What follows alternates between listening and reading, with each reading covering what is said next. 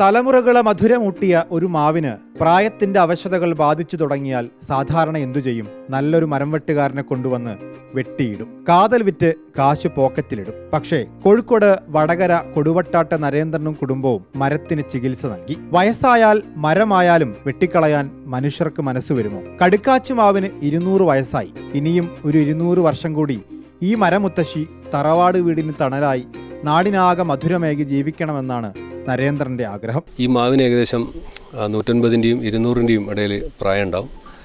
എൻ്റെ അമ്മയ്ക്ക് തന്നെ ഇപ്പോൾ 87 വയസ്സായി. അമ്മയൊക്കെ ചെറുപ്പകാലത്തിൽ ഇത്രയും വലിയ ആ സമയത്ത് തന്നെ ഇത്രയും വലുപ്പത്തിൽ നിൽക്കുന്ന മാവിൻ്റെ മരട്ടുനിന്ന് കളിച്ച് വലുതായ ആൾക്കാരാണ്. അതിനുശേഷം എത്രയോ തലമുറകൾ ഈ മാവിൻ്റെ മാങ്ങ തിന്ന് ആസ്വദിച്ച് സന്തോഷിച്ച് ഇതിൻ്റെ കീഴിൽ നിന്ന് കളിച്ച് വലുതായവരുണ്ട്. ഞാനടക്കം എനിക്ക് ശേഷം ഉണ്ടായ തലമുറകളടക്കം.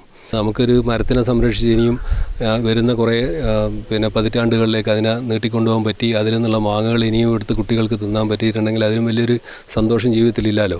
കൂട്ടുകാരോടുകൂടി പാഞ്ഞെത്തിപ്പെറുക്കുന്ന നാട്ടുമാമ്പഴങ്ങൾ തൻ ഭിന്ന ഭിന്നമാം സ്വാദ് വൈലോപ്പിള്ളി ശ്രീധരമേനോന്റെ വിഷുക്കണി എന്ന കവിതയാണ്. മാഞ്ചുവെട്ടിലെ മധുരിക്കും ഓർമ്മകൾ മലർമഞ്ചൽ തീർക്കുന്നതിനെക്കുറിച്ച് കവികളേറെ പാടിയിട്ടുണ്ട്. മാവിനെക്കുറിച്ചുള്ള നരേന്ദ്രന്റെ ഓർമ്മകൾ മുതുമുത്തശ്ശിമാർ തൊട്ട് പറഞ്ഞു കേട്ടതാണ്. ഒന്നരാടം ഇടവിട്ട് കായ്ക്കുന്ന കടുക്കാച്ചി ഇക്കുറി കായ്ച്ചതുമില്ല, തളിർത്തതുമില്ല. നവംബറിൽ ഇല പൊഴിച്ചതിനു ശേഷം ഇക്കാലമില്ലാത്ത വിധം അവശയായി. കൊമ്പുകളിൽ എത്തിക്കണ്ണികൾ പടർന്നു. നരേന്ദ്രനും കുടുംബവും സങ്കടത്തിലായി. പരിഹാരം തേടി വനം വകുപ്പിന് മെയിലയച്ചു. ഒന്നും സംഭവിച്ചില്ല. അങ്ങനെ അന്വേഷിച്ചാണ് കോട്ടയത്തുള്ള ബിനുമാഷിനെ പരിചയപ്പെട്ടത്. ചരക സംഹിതയിൽ വൃക്ഷായുർവേദത്തിൽ തരുലേപനത്തെക്കുറിച്ച് പറയുന്നുണ്ട്. 3 തരം മണ്ണ് വേണം. ഒന്ന് മാവിൻ ചുവട്ടിൽ നിന്ന് മാന്തിയെടുക്കണം, മറ്റൊന്ന് പുറ്റുമണ്ണ്, മൂന്നാമത്തേത് വയൽച്ചളി.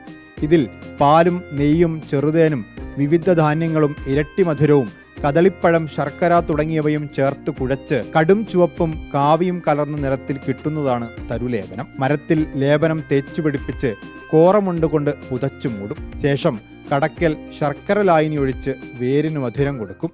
കേരളത്തിനകത്തും വെളിയിലുമായി 198 മരങ്ങളെ ഇതുവരെ ചികിത്സിച്ചുണ്ട്. മുഴുവൻ ഡോക്യുമെൻ്റ് ചെയ്തിട്ടുണ്ട്.